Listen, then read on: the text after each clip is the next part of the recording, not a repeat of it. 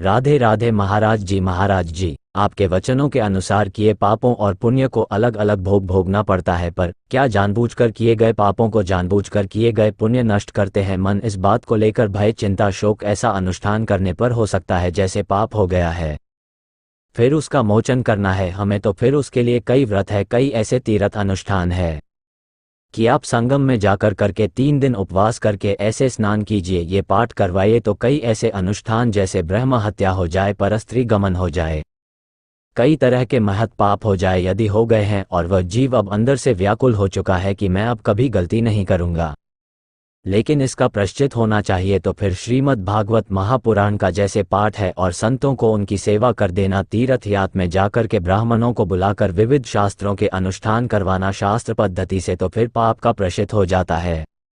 या स्वयं जैसे चंद्रायन व्रत है, बड़ा कठोर व्रत, इससे बड़े बड़े पापों का समान हो जाता है कि जैसे प्रतिपदा से शुरू किया तो 1 कवल, द्वितीया को दूसरा कवल, ऐसे 1-1-2 कवल, फिर 14 कवल, फिर वहां से फिर आकर के 1 कवल में आ गए, इसे चंद्रायन व्रत कहते हैं। जैसे चंद्रमा घटता बढ़ता है वैसे 1-1 कवल ऐसे ऐसे सारे पाप नष्ट हो जाते हैं। तो शास्त्रों में कई और सबसे ज्यादा महत्वपूर्ण है नाम संकीर्तनम यस्य सर्व पाप प्रनाश, भगवान के नाम का कीर्तन करना, नाम जप करना, इससे सारे पाप नष्ट हो जाते। अगर नष्ट ना होते तो भगवत प्राप्ति होती ही नहीं, कोई परमानंद को प्राप्त नहीं कर पाता, इसलिए उसको फिर अनुष्ठान रूप में करें जब हमें पता है कि हमसे पाप हो गया। जैसे एक बार हम आ रहे थे तो वर्षा का समय था और कच्चा मार्ग था, ये अंधेरा था, टच थी नहीं, मान के खाते थे।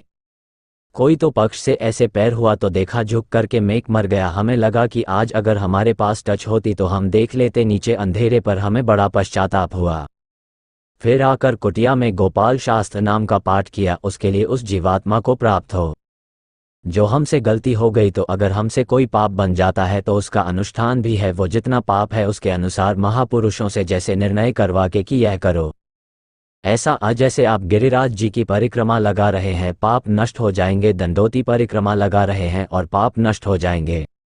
जितना कष्टपूर्ण तीर्थवास, जितना कष्टपूर्ण व्रत, जितना कष्टपूर्ण हम साधन करते हैं, उतने पाप भस्म हो जाते हैं। ऐसा होता महाराज दैनिक क्रिया में, मैं न नौक में हो तो वहां नौकरी में इस प्रकार के पाप है जो हमें पता है कि हमसे हो रहे हैं और हमारी मजबूरी है वो करना, अब उनसे हम बच के नहीं निकल पा रहे तो उनको हम इस प्रकार से कम करने का प्रयास करते हैं। जैसे कोई अनैतिक धन है तो उसे हम कहीं दान पुण्य में लगाए नहीं, वो फिर नहीं ठीक रहेगा। हमारी बात को आप समझिए कि अगर जैसे आपने किसी संत को रुपए दे दिए तो अधर्म से आए हुए धन से वो जब संत प्रयोग करेंगे तो उनकी बुद्धि में अधर्म का ही प्रकाश होगा, अधर्म ही बार बार प्रेरित करे, गंदी बातें प्रेरित करेगी। हाँ, ये जरूर है कि अगर अधर्म का पैसा हो तो रोग निवृत्ति के लिए अस्पताल में दे या गौ सेवा में दे ये तो चले, लेकिन संतों को अधर्म का पैसा ना दे, नहीं तो बुद्धि संतों की खराब हो जाएगी और भजन में बाधा। जरूरतमंद व्यक्ति को, जरूरतमंद किसी व्यक्ति को कोई आवश्यकता हो, हाँ ऐसा भी कर सकते हैं ऐसा, पर हमें लगता है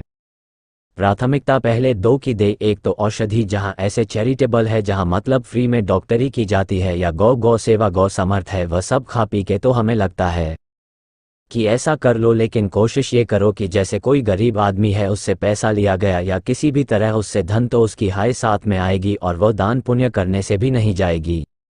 आप कह रहे हैं कि ऐसी व्यवस्था है, आप कह रहे हैं ना कि ऐसी हमारी विवश है, हाँ तो हम उसके लिए नहीं, तो हमें लगता है कि ले ही क्यों, गंदा हाथ करे ही क्यों गंदा हाथ करें, जब हमें धोना ही है तो गंदा हाथ ही हम क्यों करें, जब हमें देना ही है किसी को तो हम गंदा हाथ क्यों करें। जहां गरीब लोगों की अव्यवस्थाएं हैं, उन व्यवस्थाओं में उनको लगा दो। वैसे कोशिश रखना कि कभी किसी गरीब का धन ना आ जाए, नहीं उसके साथ उसका दुख आता है, उसकी हाय आती है, वह बहुत खतरनाक होती है। देखो, जो धनी मानी है तो उनको कोई फर्क नहीं पड़ता, लेकिन गरीब आदमी, किसान आदमी लाख 5,000 में लुट जाएगा, क्योंकि वह खेती कर रहा है, उसके पास इतना धन नहीं है, और फिर वो जब धन आएगा तो वो नष्ट करना शुरू कर देगा, वो शांति भंग कर देगा। वह, मुझे तो लगता है उसे प्रायः बचना चाहिए, नहीं लेना चाहिए। महाराज श्री, बहुत बदलाव आया है, पहले हम पूरी तरह से इन चीजों में लिप्त थे, लेकिन 1 साल से ज्यादा हो गया आपके शरण में आए, जीवन में बहुत बदलाव आया है। पूरी तरह तो नहीं सुधर पाए, लेकिन पर धीरे धीरे, और देखो रिंच टाइट करते जाओ, और एक एक चूड़ी, कोई भी गलत कार्य होने पर ऐसा लगता है जैसे हमारे अंत आत्मा पर श्री राधा राधा राधा लिखा हुआ है, और गलत काम होती ऐसा लगता है जैसे किसी ने पाइपलाइन लगा के धो दिया हो।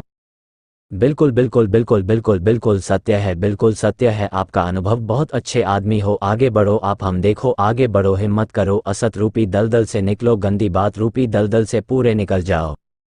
मनुष्य जीवन निकलने के लिए मिला है, फंसने के लिए नहीं मिला। हम कह रहे जब हमें हाथ धोना ही है तो हम गंदा क्यों करें, जब हमें देना ही है तो हम दूसरे से ले, सबसे बढ़िया बात है।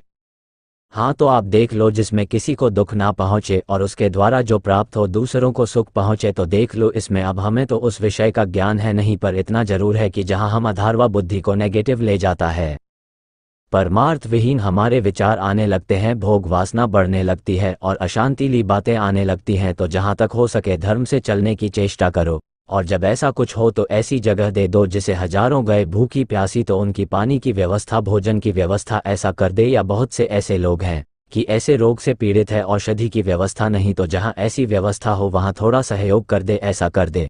राधे राधे।